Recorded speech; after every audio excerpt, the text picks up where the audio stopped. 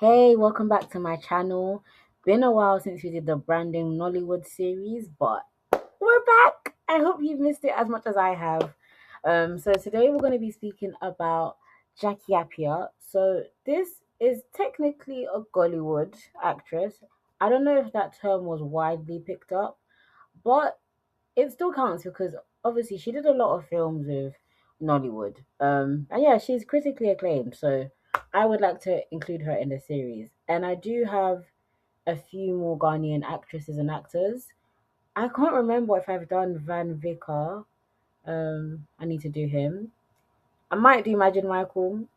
Let me know. Like, do people care about him? I don't. I don't know if that's rude or something, but yeah, I'm interested to see which other Ghanaian actors or actresses you're interested in, and Nigerian. Also, modern day ones. Like, let me know um, which modern actors you'd like to see in this series. But we're starting with the OGs, of course. So yeah, I had to do my girl Jackie. I feel like doing the Jackie, but that's a completely different Jackie. But yeah, she is an amazing actress. I always enjoyed her in movies, to be fair. But if you are new to this series, I am Miele Rayon, and in the branding the OG Nollywood and Gollywood series, I like to focus on world building. So this is where I point out some critical movies that really help to position these actors and actresses as global stars. And I think also the movies that kind of enabled us to develop, a world around them and an understanding of who they are as a person. Whether or not this is right or is correct is to be debated, is to be contested, but it's what happened. You build a narrative of someone just in the context that you see them.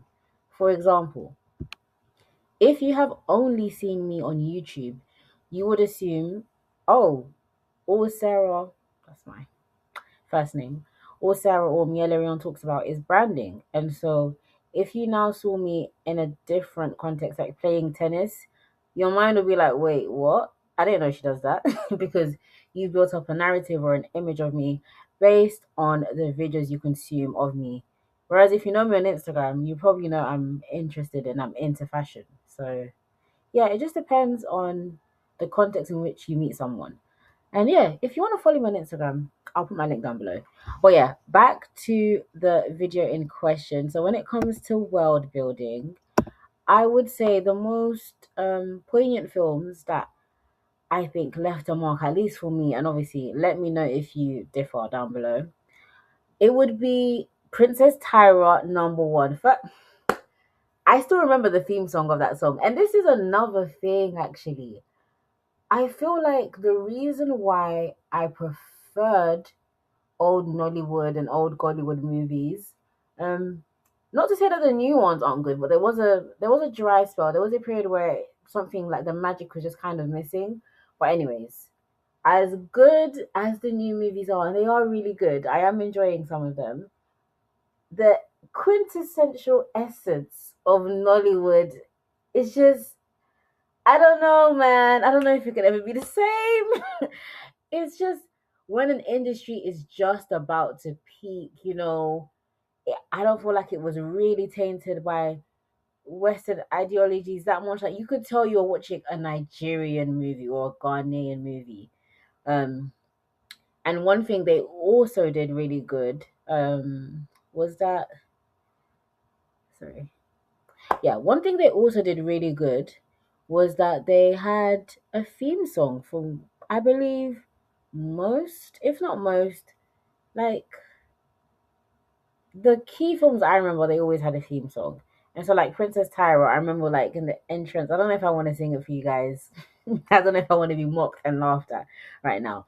But the Princess Tyra, there was a theme song like that kind of like announced who she is. And funnily enough, she says in the lyrics like, "This is my world." So it just reminds you, like, this is the world we're creating. We live in my world. She was main character energy before main character was a thing, but now I'm, going off into a tangent about Princess Tyra, which is mainly about Yvonne Nelson, I guess, because she was Princess Tyra. Van Vicker was in that as well, as well as Jackie Appiah. And as usual, I really hope I'm saying their names correctly. But yeah, I'm Congolese, so I do my best. But yeah, there was also Foreplay Reloaded.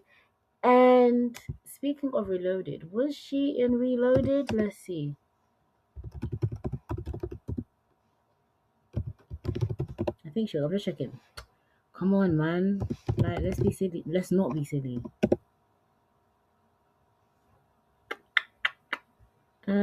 I'm just double checking real quick.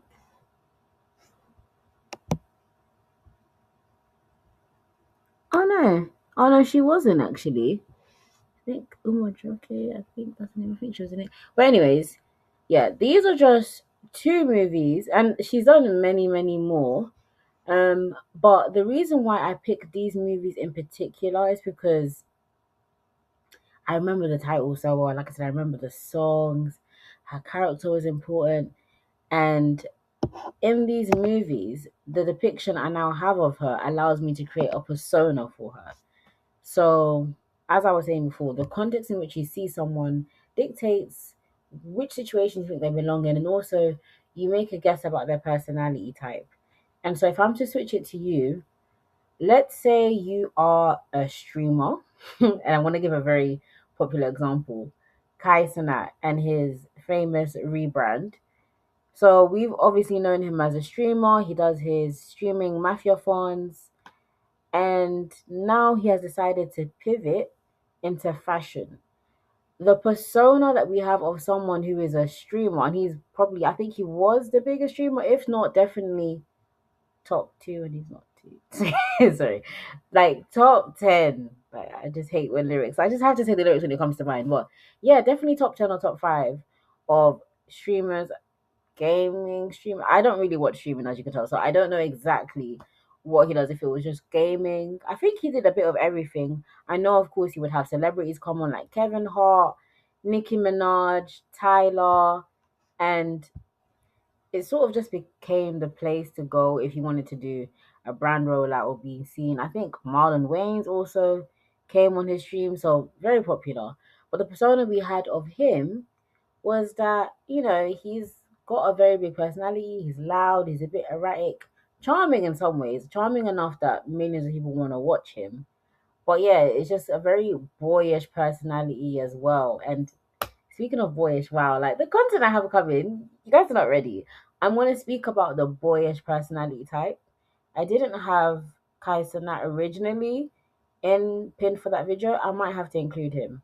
Well, yeah, that would be his persona. You know, loud, crazy, erratic, boyish, fun, spontaneous, just thinks of things on the spot, always on his toes. And then now, when it comes to fashion, if you're thinking about someone who wants to be a creative director, and I can speak on this personally, you think of someone that needs to be strategic, methodic, they need to be somewhat rhythmic as well, they need to have an elegance about them.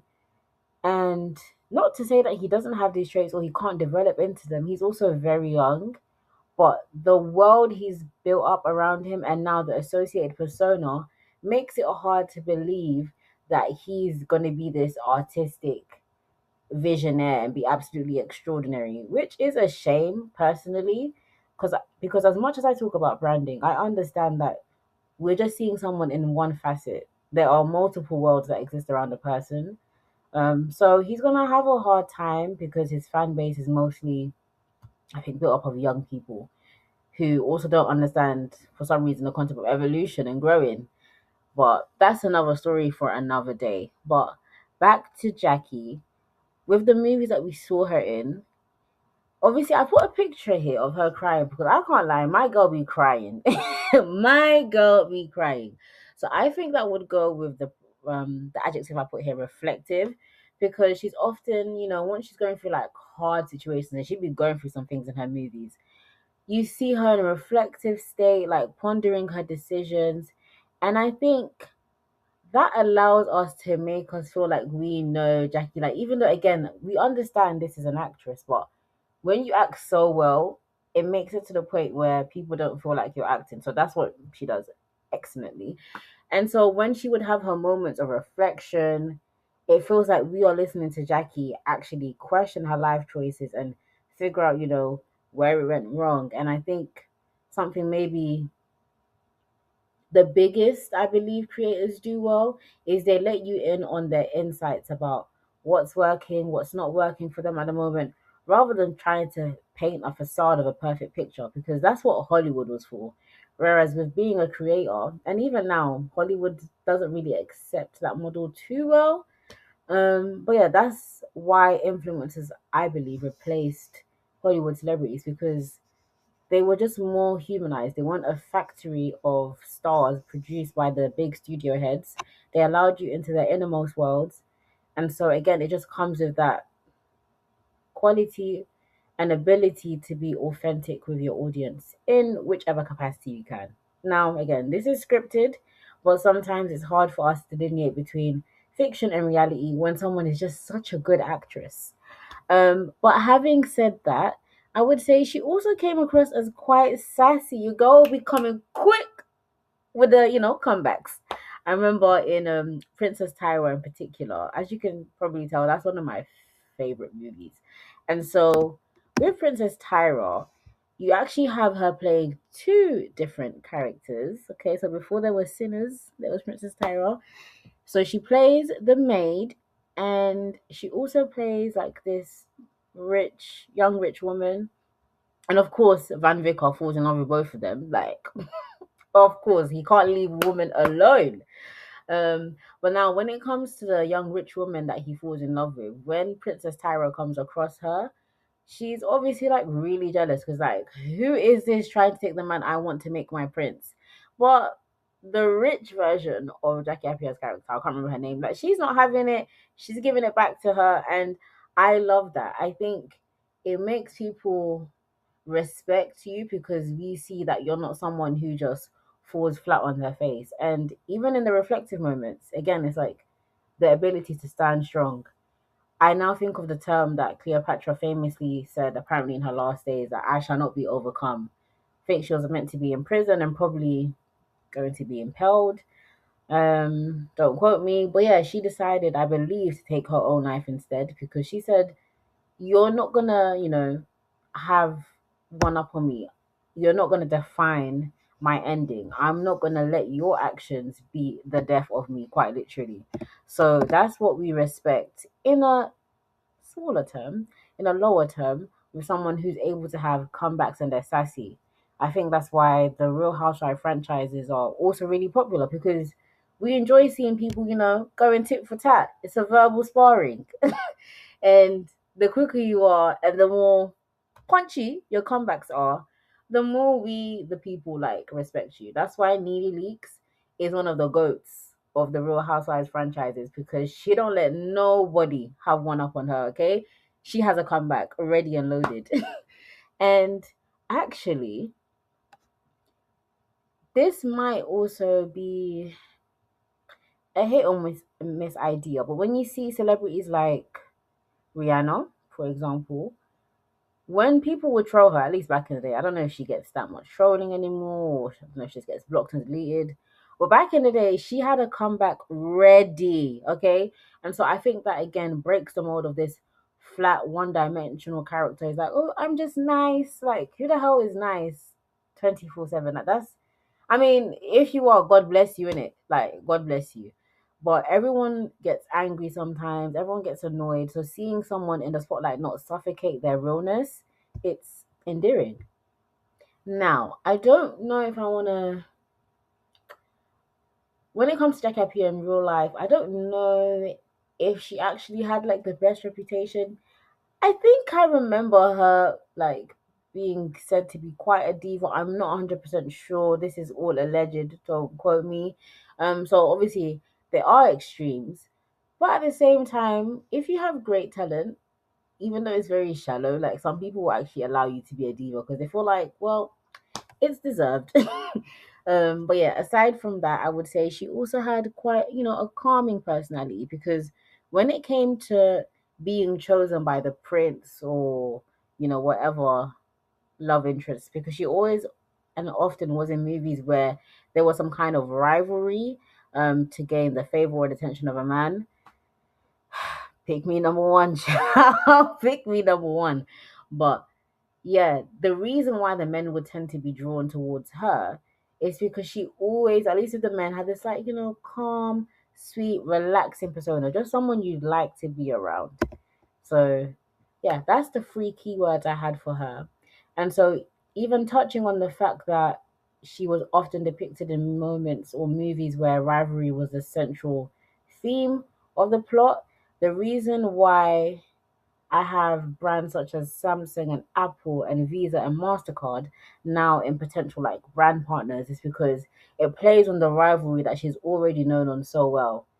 Like her and Nadia, worry if they're in a movie, they're enemies, they're ops. Okay, just like Samsung and Apple, they're ops. So that would have been a fun way to like kind of incorporate, her positioning of tension with potential brand partnerships. Of course, it would work well if it was paired with another actress in a Nollywood or Gollywood sphere. Um, and aside from that, I did also have makeup because she was often lauded, of course, as a love interest, a beautiful woman, someone heavily desired. So I've got Mac here, I believe. So this is probably like back in the days, like if we could rewind the time and the brands were actually open to working with African celebrities outside of telecom industries because that's where most of the branding was. So I think something like a Mac would work really well. And for her earlier image, I would say, even though this brand didn't exist at the time, Rare Beauty. And this is why I picked like the MAC face and body bottles in particular because her makeup used to be pretty toned down. Um, like her outfits were super glam, of course, but quite a natural face. This, of course, before contouring was also heavily accessible. But yeah, that's why I said Rare Beauty, MAC face and body. That would have worked well more for her old image. Whereas now you can see she's a bit more glammed up. And I love it either way. So yeah, anything to do with like a rivalry between big, platforms or makeup and fashion would work really well for branding with her. I know for a fact that she's definitely still continued acting and she's a critically acclaimed actress. As I said in the beginning of this video, she's won awards. And yeah, honestly, I'm just so proud of her. I'm happy that for the most part, I think the negative stigma has been washed off of her. Obviously, she's grown. Like, this was years ago when she had that potential diva claim. But if you are interested in, having someone help you out, figure out your brand, how to position yourself, how not to spread yourself too thin amongst a plethora of like several different brand sponsorships doesn't actually allow you to build a world around you so people can actually trust you and potentially buy the products that you're promoting or selling for your own brand, then feel free to check out the description in my link below. Aside from that, if you just need help with figuring out what kind of content that you should create, I'm also here for you. And now I have some final words for Jackie Appiah. I would say your talent is amazing, your strength is admirable, and your simplicity is astoundingly unique but still beautiful. So thank you so much for showing us that you can be yourself and still be desired. You can still be yourself, whether it be sassy or quiet, and still be a woman. There's not one way to do this thing. And yeah, I'm just happy that I got to experience your talent in this life. So thank you so much. And I actually do hope one day you come across this video. I hope you've enjoyed this series. Like I said, there's more to come, and I'll catch you in the next one. Bye.